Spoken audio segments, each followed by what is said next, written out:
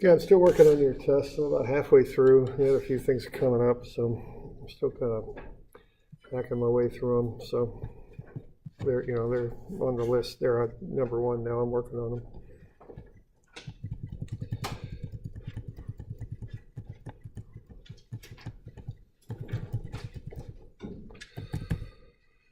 Okay, now the torsional stuff.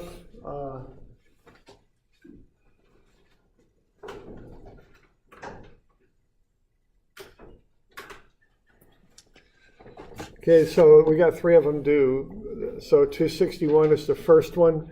This one, I just want you to take that copy right out of the book. And this is on a separate page of the book, which I don't remember which page it is, but there's 2 problems on this page. This is one of them. So all I want you to do is to fill alpha in for one and fill beta in for the other. Okay, that's really all I'm looking for on that, okay? So just fill in which one is the amount of twist in the shaft and which one is the maximum shear strain in the shaft, okay? And they're on page 18A, these problems. So you just fill it in. Just one of them's alpha and the other one's beta. That's all I want you to do. Fill them in. Okay. I don't know if I'll discuss this too much. I just soon have you kind of go through and figure it out. But okay, so we okay with that?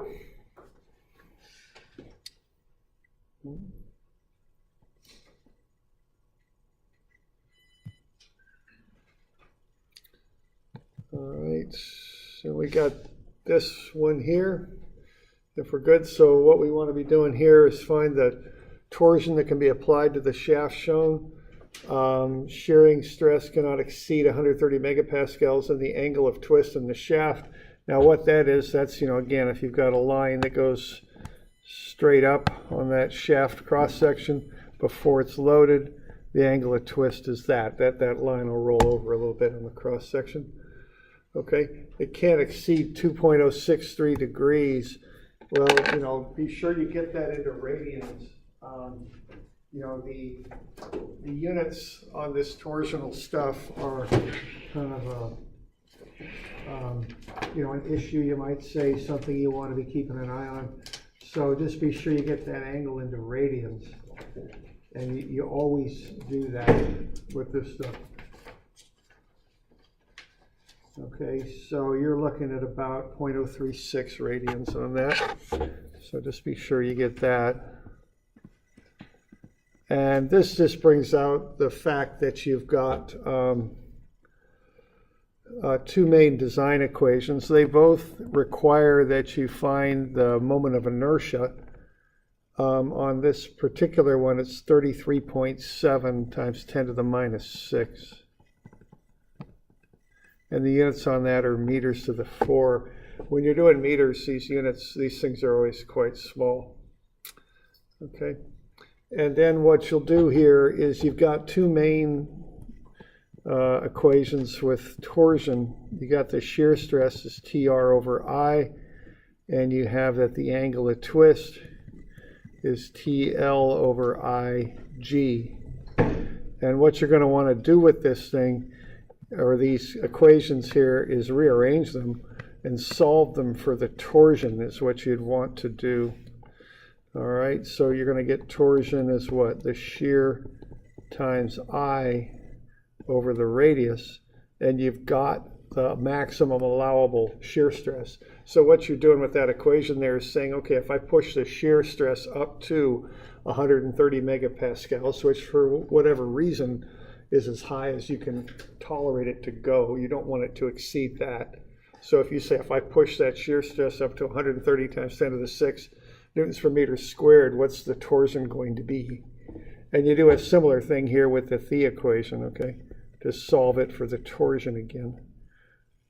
Okay, so what you're doing, and on this one, you're going to say, okay, if I take the angle and I take it all the way out to 0.036 radians, which is as high as it can go, what's my torsion going to be? I mean, that's what you're doing there. And then you're just going to pick the allowable torsion out of that.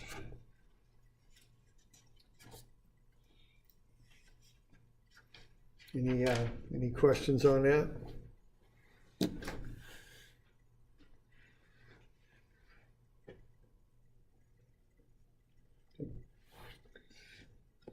And so those are the two main things that you look at when you're doing torsion, is the shear stress and the angle of twist.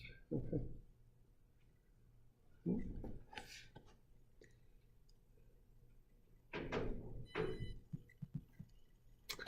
Okay. Then the last one is this bit here. And I like to get very systematic on this. This is 272. This is what you're going to find the twist of E after all these torsional loads are applied. You've got the shaft cross sections there. So you want to find those moments of inertia. You've got the torsions in pound inches. And then you've got the dimensions in inches, the lengths. So it looks like that's good. So everything's set up in pounds and inches. Be sure, that remember you'll get your answers out for the angle and radians. So what you want to do there is find the moments of inertia of the two shaft cross sections. Notice AB is hollow. It's got a hole in it. CE is solid. It does not. Okay. So that would be the first thing to do, is to just apply those moment of inertia equations. You also want to find the reaction there at the wall.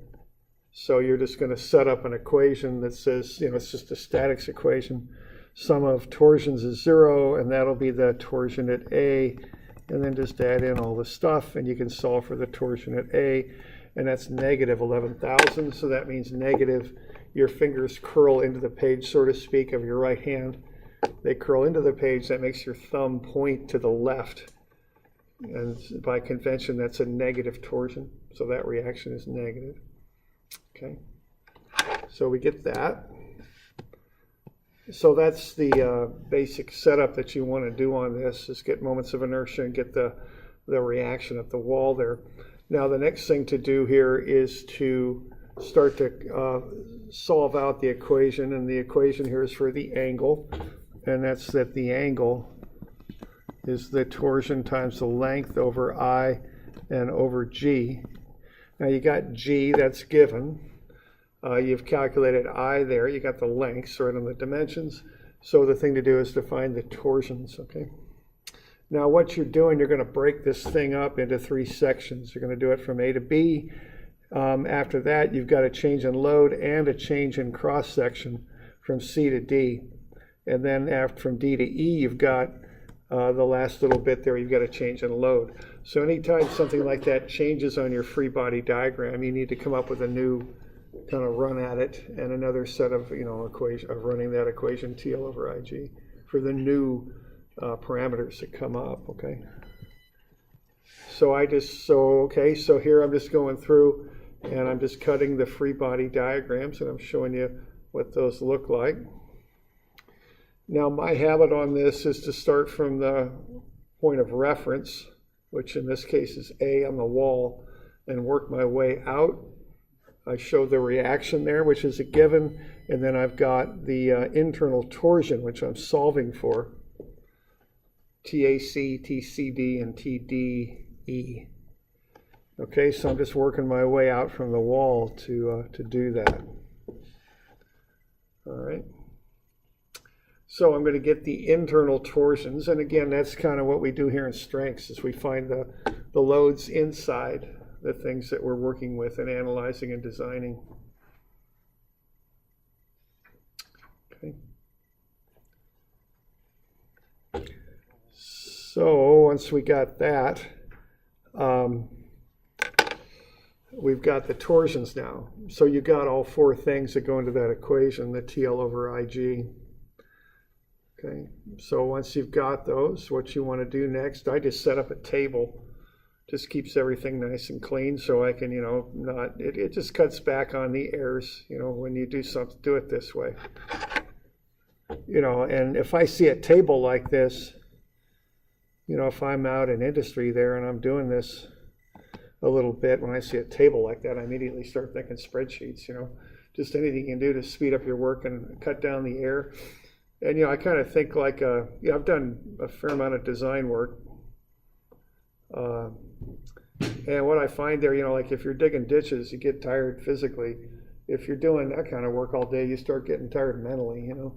It's the same thing. It's kind of funny, but that's how that is. And what happens when you get tired is you make errors, okay? And as I've mentioned, you know, errors in here, you get a couple points off on a red mark, but you make errors on building a bridge. That's a whole different matter. So we want to cut that back as much as we can, you know, and this is just a habit for me that cuts it back, you know.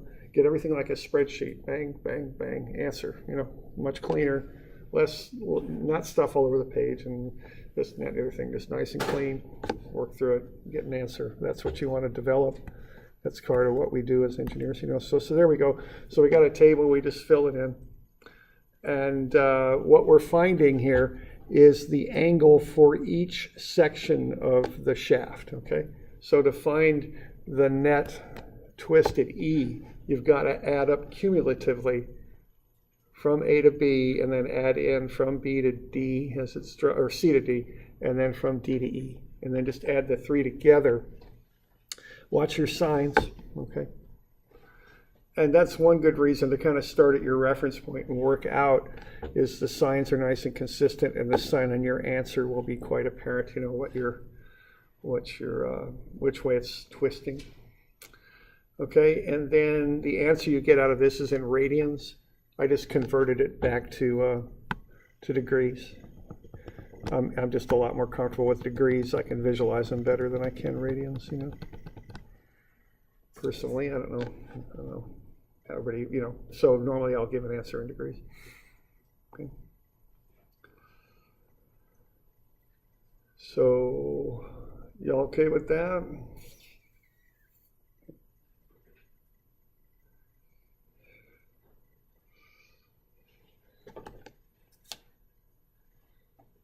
Right, so that's the drill on the stuff that's due Monday. We good with that? I think that's on that first one. Just fill in alpha on one and beta on the other. Sometimes people get me kind of odd answers on that. You know, they fill in the formula or something, which isn't what I'm looking for at all. I'm just looking for alpha and beta. That's all I need on that first one. Okay. All right.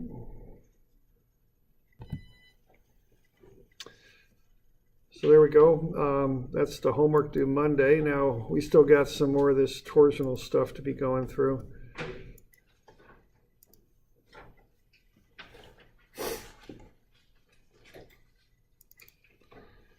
So why don't we keep going? We started in on this, but we didn't get through it. So let's kind of have a look at this again. So what we're looking at here is this biaxial stuff with torsion.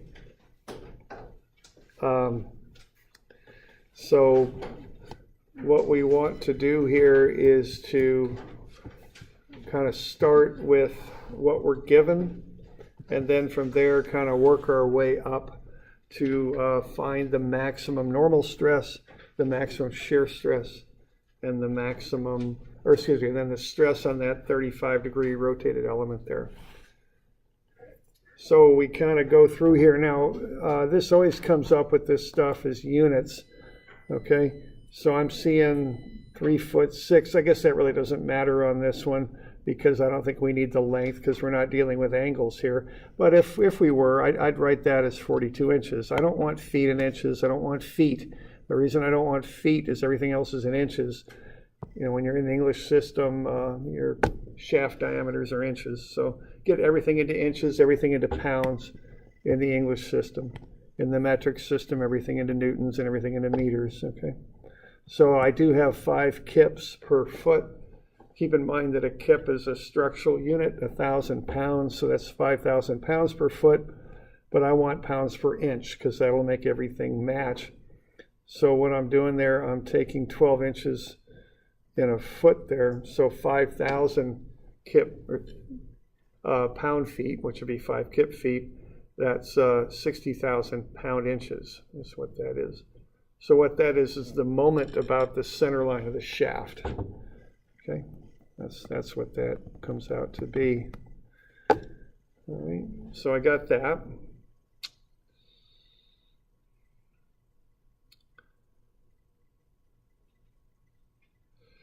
So I got my units set up. I find the moment of inertia. It's just pi over 2 times the radius to the 4. Now, remember, round things are called out by diameter. Take half of that when you find the area. That's one problem on the test I was working through. There were a fair number of errors on that. People just pulled the diameter out and squared it and multiplied it by pi. In a rush and all that, probably, is what's going on there. But just remember to take half the diameter when you're getting an area, okay? All right, now what you want to do then is to go ahead and find tau max. So this is kind of the big step here, is getting from shear to from torsion to shear stress. So you just take the torsion times the radius divided by I, and that will get you the shear stress. Okay, now that's plus or minus 597 pounds per inch squared. So that's the maximum shear stress you've got in that shaft. And we're looking at how that would affect this little element here that we're going to analyze. Now, if you look at this, this torsion is going to roll up. So that will translate directly into an upward shear. The reactive torsion is rolling down, so that translates into a downward shear. So your shears are going to look like that on the vertical planes, on the x-planes. And then the other two shears meet in the corners. So once you've got that sketch drawn up, what you've just done there is translate from the torsional diagram given there to a shear diagram, biaxial element there. There's no normal stress, so sigma x and y are 0 when you're in torsion, okay? So what we want to be able to do is to kind of get that down to here. You calculate tau max, TR over I, and then you just look at the directions of the torsions and get those on the biaxial element. So we're good with that? So what we've done now is get down into that biaxial kind of stuff like we were doing a couple weeks ago. And we can start going with that. So the normal stresses there are 0. There's no sigma x and sigma y on a torsion element. It's all about shear, okay? Okay. All right, so there's our element. Now, what we want to do is find the maximum normal stresses on the element and how they're oriented. Now, you can do this a few different ways. Remember that when you're in the biaxial analysis here, what's going on is the principles, the maximum shears are 45 degrees off of the principal stresses, right? That's what we did in the biaxial mode there. And that means the converse is true too. The maximum normal stresses are 45 degrees away from the shears. I mean, you can make that statement either way. So our maximum shear or normal stress element is going to look like that. Okay. And so you can go ahead and work with that. Okay.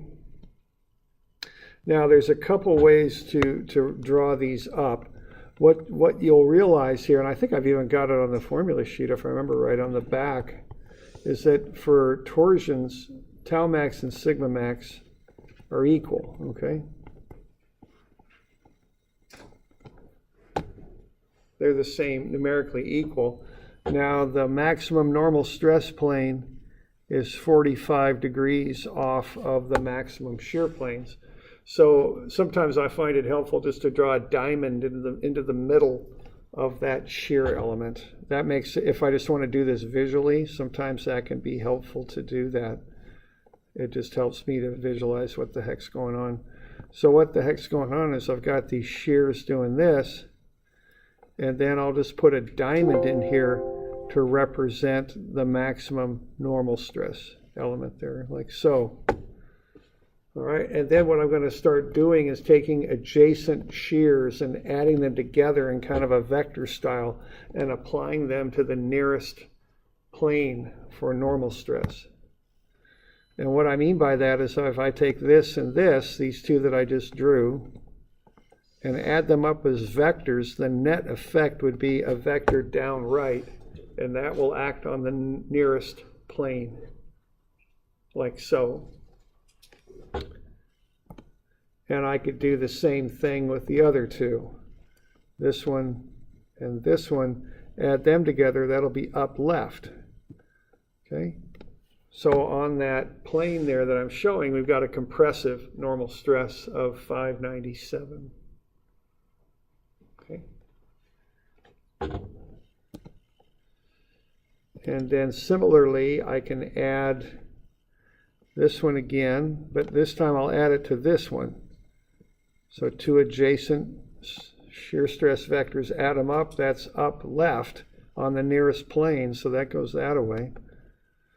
And then I can do the same thing with the ones opposite.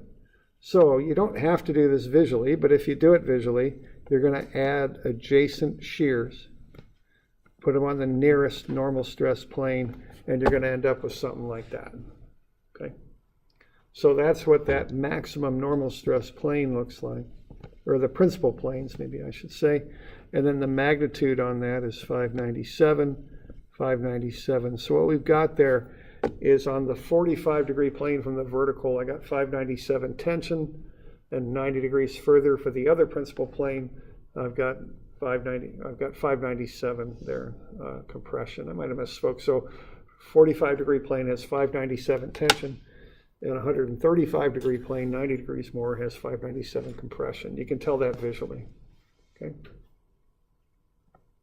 You okay with that?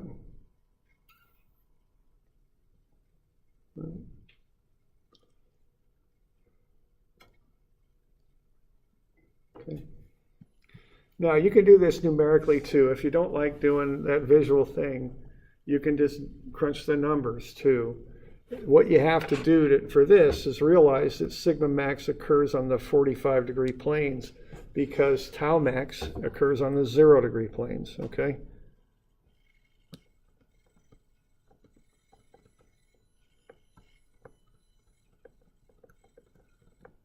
So tau max occurs when theta is 0, so sigma max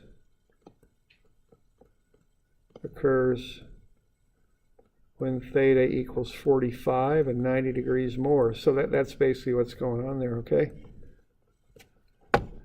So all you got to do then is calculate up using the formula. This is a biaxial formula, but it's shortened up because sigma x and y are 0. So that makes for a much simpler biaxial formula.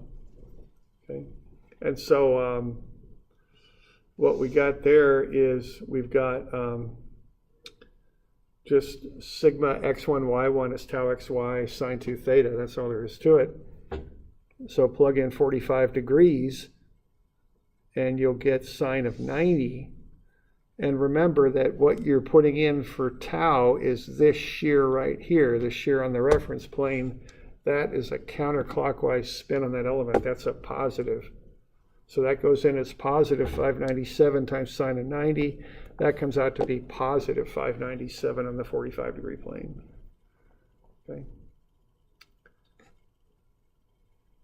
And then if you go 90 degrees further, you're on the 135 plane, double that. For the formula, you get sine of 270 plus 597 times sine of 270 is negative 597. Okay. So you could do it either way. Whatever way works for you is fine. Is it a coincidence that tau max and sigma max are the same? No, it's always that way with the torsion. So tau max and sigma max are always the same for torsion. And even if you look at that blue formula sheet on the back left, I think I even call that out. Is that kind of near the bottom of those torsion formulas? The other side, I think. Yeah, it's 98, formula 98. That's called out specifically on formula 98, okay? So it's always that way. Okay. So, either way, you can get that sketch generated for tau max.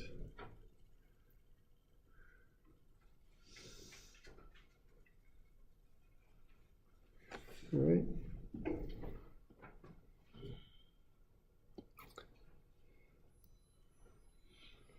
So we good with that?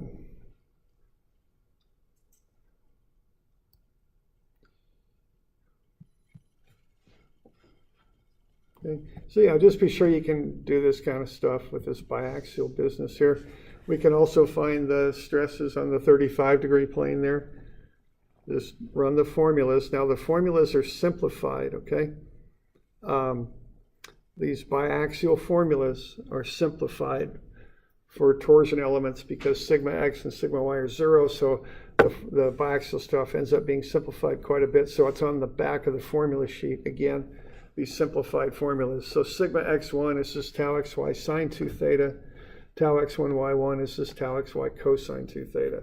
So if you want to know what's going on at 35 degrees, you just plug in 35 degrees, double it, you get 70, and just run it, You're going to get positive 561 at 35 degrees, negative 561 at 125, and tau x1 y1 will be positive 204.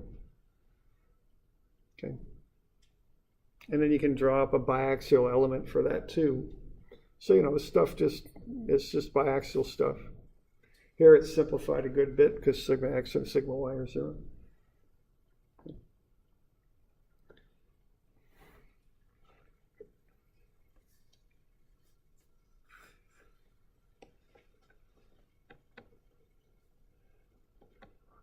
We're doing all right with that? Any questions on that bit?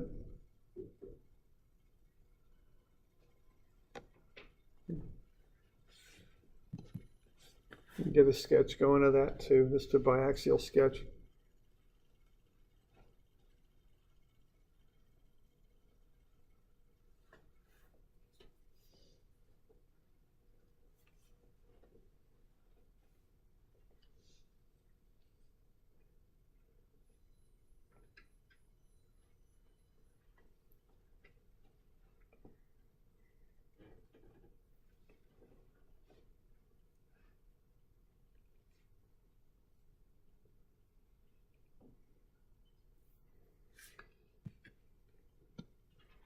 Any questions on that? All right.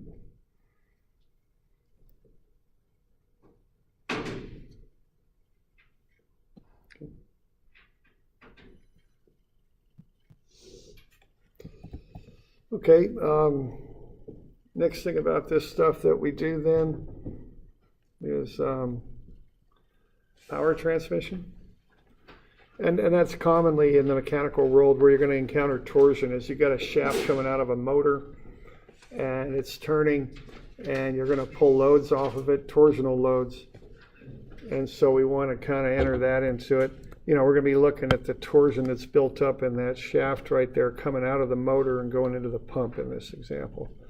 And there's lots of examples that you could come up with from industry to illustrate that, okay?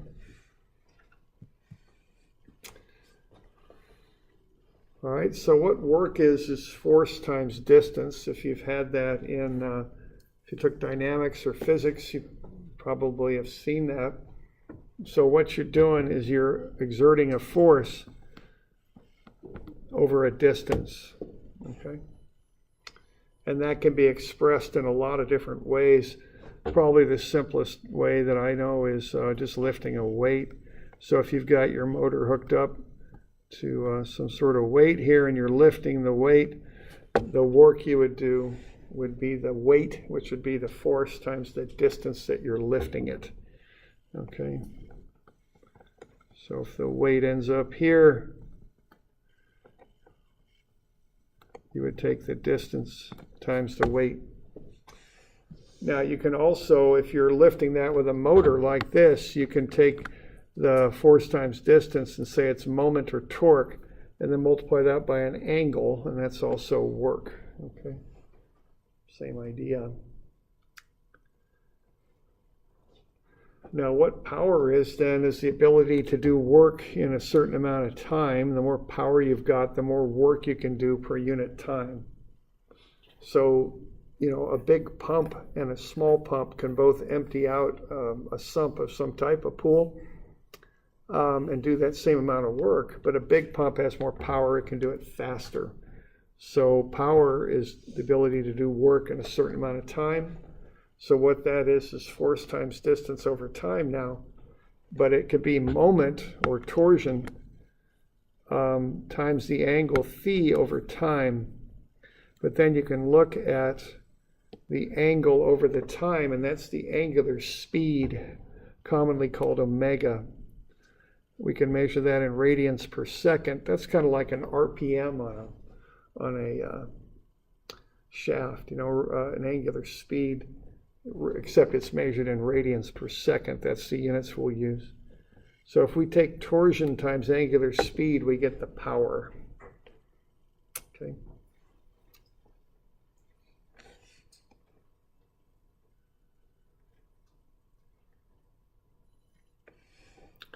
So the units here in the English system, a horsepower is 33,000 foot-pounds per minute. So the foot-pounds is the moment or torque or torsion, and then minutes is the time unit. In the metric system, a watt is a Newton meter per second. Kilowatts is 1,000 watts. Commonly we use kilowatts for measuring things. Horsepower is 746 watts. About 3/4 of a kilowatt. Okay.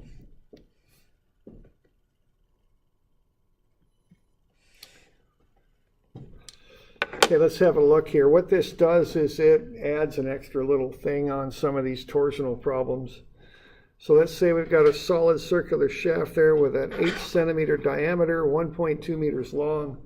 We got G. 75 gigapascals. We can twist this thing 1.375 degrees, and the allowable shear is 70 megapascals. We're going to spin it at 225 RPM. Let's find the power that shaft can deliver. Okay. So again, we got these allowable parameters for the shaft. It can only twist 1.375 degrees. And it has an allowable shear of 70 megapascals. And it's spinning at 225 RPM. So let's see what we can deliver with this shaft. Okay. All right, now on this torsional stuff, I start looking at the unit conversions that need to be made. I calculate I right off the bat, and I look at unit conversions. So what do we got here for things we got to convert? Okay, we'll start at the beginning. 8 centimeters. You know, I don't think we want that. I think what we want is we got our 8 centimeters, but we're going to want to get that into meters, aren't we? So everything in meters and newtons. Then we'll want to find the area, of course.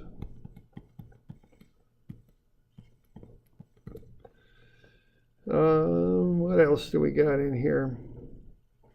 That 1.375 degrees. We're going to want to get that into radians, right? So those angles all got to be in radians. And what else do we got? We've got 225. R means revolution. P means per, which means to divide. M means minutes. Okay, and what usually I want to get into here is either radians per minute or per second. Okay. So that's just some of the stuff I'd be wanting to do with this to get that converted over, all right?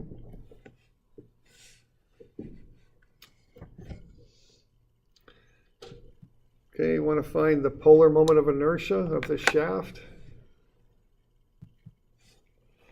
4.02 times 10 to the minus 6. Pi over 2R4. Okay.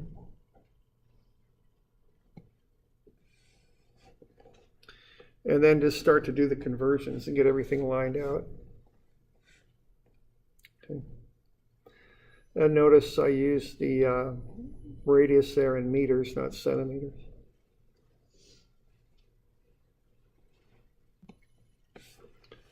So I got the 1.375 degrees is 0.024 radians, 225 revolutions per minute is 23.6 radians per second. I think I had it set up to find the area of the shaft. We actually don't need the area of the shaft, so I don't know what I was doing there. I was just so used to doing that. I think I just threw that in there, but these are the main conversions you need to make. So just, just keep an eye on that stuff. Be sure to do it.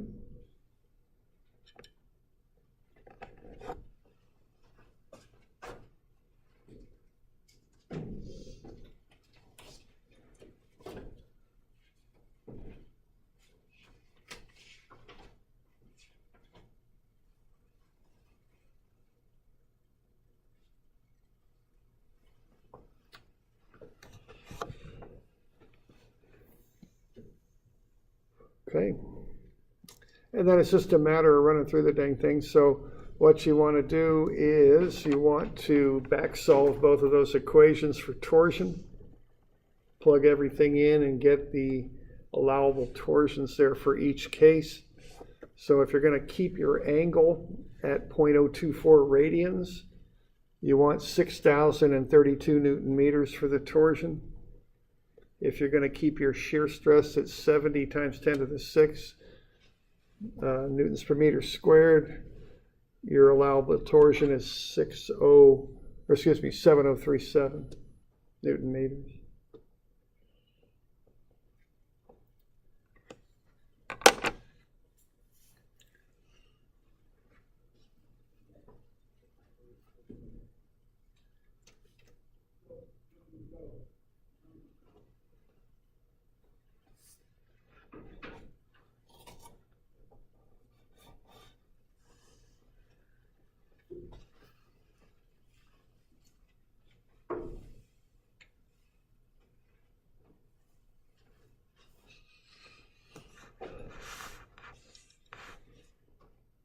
Okay, so what I'm doing there is just like before when we were going over some of that homework, is I'm just taking those two basic equations and solving them both for torsion. Okay.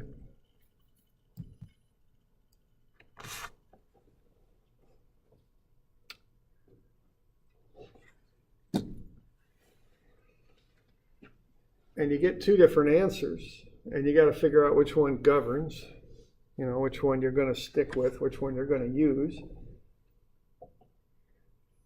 And there's different ways to think about that, but whenever I'm designing something or figuring out parameters for something or whatever, I guess designing would be the word for that. Remember, go with the lowest load, go with the biggest size. Those are the two safest things to do. So reduce the load or increase the size. Those are what you want to do.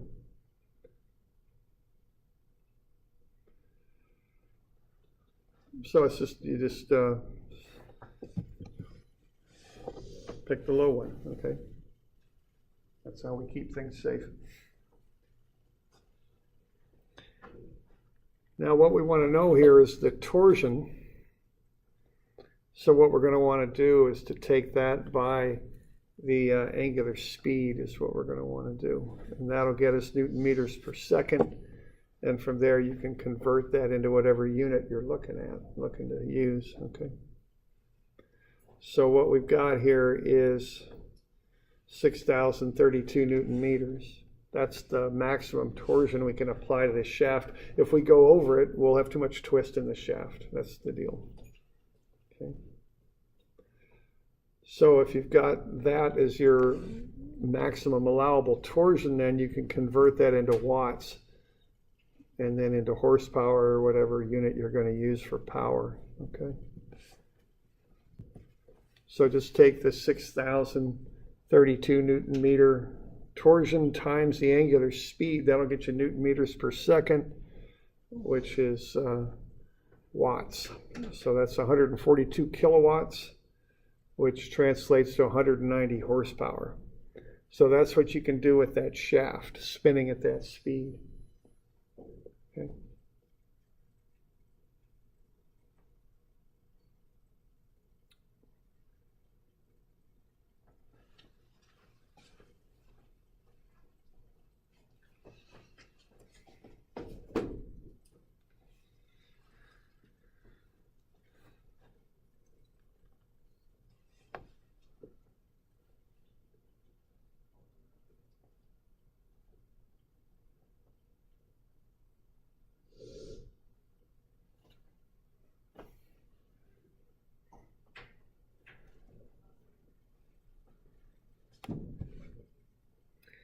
Okay, so we got that.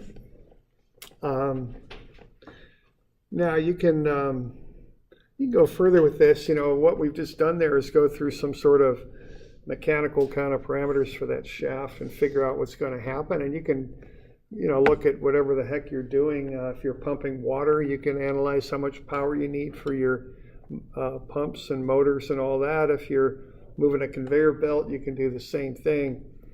And then what you do from there is you go into, you can look at costs, what you're going to pay for the power. So you kind of go from the mechanical world to the electrical world, next. So what we got here is if we've got, let's say we got our motor efficiency is 85%. Well, what we know is we're using 142 kilowatts. That's what's coming out of the motor. So what goes into the motor would be based on the fact that you're getting 85% out of it. So if you take what you're getting out of it and divide it by the efficiency, you'll get what you need to put into the motor. And of course, that's what you buy from the power company. And then if you're going 8 hours a day, 30 days a month, and I don't know what a kilowatt hour costs right now. Okay, I'm not sure. Say 10 cents, something around there. We've got cheap power here in the Northwest, for the hydropower is low cost. So that's attracted certain industries here that use a lot of power. I think I've mentioned this before, but the aluminum industry came here because aluminum is pretty power intensive. And that brought the Boeing here, I think, because they use a lot of aluminum in aerospace. So it's had some pretty big effects on the local economy, all the hydropower we've got. Do rates change between commercial and industry? Yeah, rates will change on a lot of things. The best way to use power is to use a lot of it and to use it during off hours. Because one thing you got to do is run the water through the dams and generate it. But the other thing you got to do is transmit it, and you got to have enough capacity system-wide to deliver it. So with their cost structure, they encourage you to use power at night when there's lower use, when they've got more excess capacity to give it to you, So, if you can use power, a lot of power, they'll give you discounts for that. And also if you use it during the night, they'll give you discounts. Like I know, if you're running a water utility, like City of Corvallis, the way their system works, it's a very common way to do it, is they've got hills and such where they can put elevated tanks all around the city to maintain pressure. They'll come in early in the morning, they'll pull water out of the Willamette River. They've got the Taylor plant down there by the Willamette River. They'll make the water, treat it to make it clean. They'll pump it up to their tanks up high in some of the hills around town. Then they'll discharge that water during the day. So they're doing all their pumping early in the morning when they're making the water, and that gives them a bit of a break on the power costs. And then they get this nice cushion of pressure with the elevated tanks on the town that's ready to push the water out. So that's kind of, one example of that. I come up with $4,000 a month here, I think. Kind of talking and calculating at the same time. That's not good. But okay, so this is something, and as costs go up, companies and organizations look at efficiency more. But you pay more for efficiency. It's harder to maintain all that kind of stuff. So, you know, it's often just kind of a cost kind of thing that you look at. Okay, so that's $4,000 a month for doing this, okay?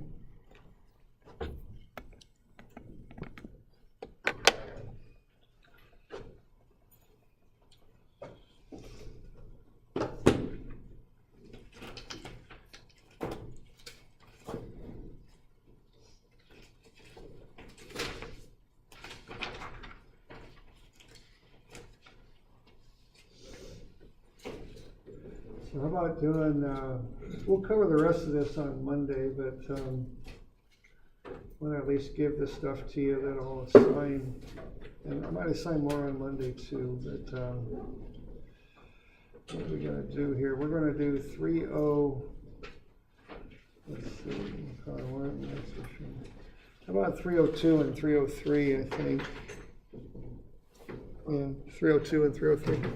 These will be due Wednesday.